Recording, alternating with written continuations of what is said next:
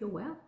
Kija here. Inspire YG is my YouTube channel, and it's also a Facebook page, and on Instagram Inspire YG as well.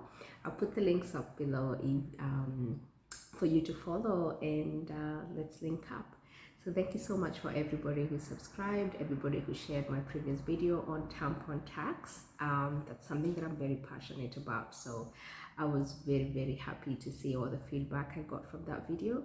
But also other people who've reached out on different avenues, especially on Facebook page Inspire YG, on their plan to travel to Australia or any other country in the West for studies. I just share my personal journey on this page on how I moved from Kenya to Australia for my further studies. And so every day I just get inspired by different kind of things. Could be what I see, what I hear from the media, or what I see other people going through, but mainly my personal journey as an international student. Okay, so today this video is going to be so interesting because, hey guys, I know you are not going to believe what I'm about to talk about.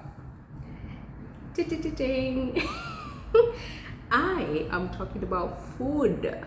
Yeah, food is medicine to the body, but food is also, I call it a linkage to humanity, because honestly food brings people together, but food should be eaten to nourish our body. So anyway, it's funny because I don't know whether people will call this food or they'll call it just a vegetable. I have no idea, but this is food to me. Now I am going to try to, I never did a video like this before, but I'll just show you my table. Now these are yams. These are yams, and obviously these are sweet potatoes. So I decided to do this video today because I visited a friend of mine called Janet. Hey Janet.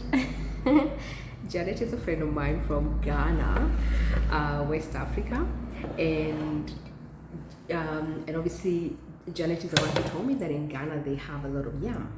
So they make stews with yam, but they also make different sort of Ghanaian dishes with yam.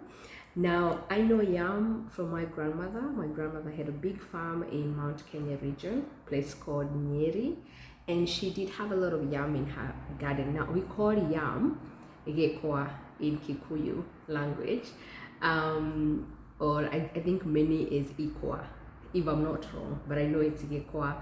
So this was just one. This was one igekwa that I just cut up and then just boiled it, put a bit of salt, and that's it. Now obviously someone is wondering, is she gonna eat all that? Definitely not. My stomach is like this, so this is probably gonna be my food for the week or throughout the week. Now you can have yam with a cup of tea. Like I've got my cup of tea here, so cheers to the tea drinkers. I don't drink coffee. Yeah, I just don't know why I should drink. I know even tea is addictive, but I think coffee is way too addictive for me, so I just keep off. But I love my cup of tea. I also come from a tea region, so there you go.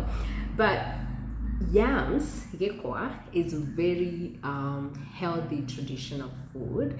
Now I know they have it also in the Caribbean, and I know from research that in America they actually sort of they get this from the Caribbean. But we are fortunate enough, like, we grow it in, I think in most African countries they would have yam. They'll probably definitely call it differently.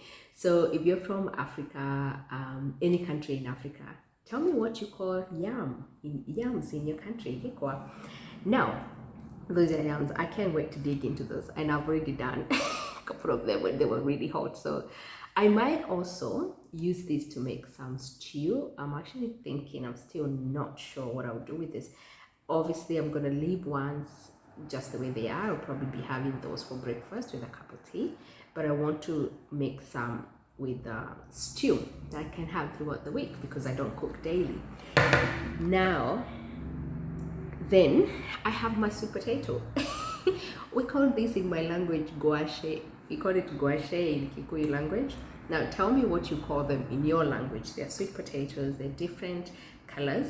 I think we have a cream one. I've seen yellow ones inside. I don't know, but purple ones are my favorite. So I am so excited. I got this. You can get this from Woolies or Coles. You can get them from any store if you're in Australia.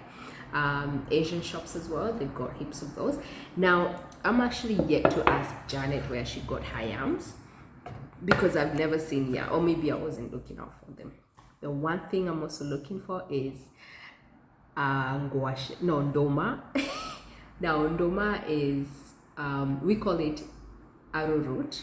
Well, I think it's English, obviously, but when I came to Australia, I found out that people around this region, they call it taro. So it could be the islands around Australia, or within Australia, people call it taro. So I have never seen taro. I've went to an Asian shop last week trying to look for it, but for some reason I haven't found one. If you are in Australia, specifically in Sydney, and you know where I can find taro, doma, or what do you call them? Arrowroots, please let me know. Please comment on the link below, and also tell me what you call these foods in your culture. Now, obviously, I was planning to have my cup of tea and talk to you at the same time, but they say women are good at multitasking. I'm not good at multitasking if multitasking has got food involved. I already eat too slowly, so I need to concentrate on my food, and I cannot do both. So anyway, that's the video for today. I didn't have much to talk about other than tell you how excited I am, and I love Janet so much. Thank you so much, darling, because of getting me the yam.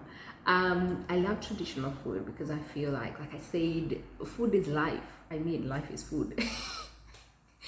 And I think food is medicine, like I said, and you are what you eat, right? So I watched my grandmother eat traditional food for the period that I was blessed to have her in my life, which is honestly obviously my whole 30 years of existence. And she had this type of foods or vegetables in her farm, so I enjoyed every time we visited her when she lived in Nyeri, and we would love it when she made this. And obviously having this kind of food makes me miss her, and I feel like she's with me right now.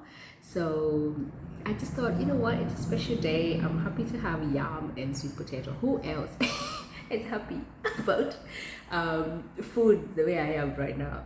But yeah, if you haven't tried them, please do. All you need to do is you get your yam, cut it up in slices, remove the outer skin, and then just wash them and boil them, if that's how you want to make them. And obviously sweet potato is easy to make because you just boil it, right?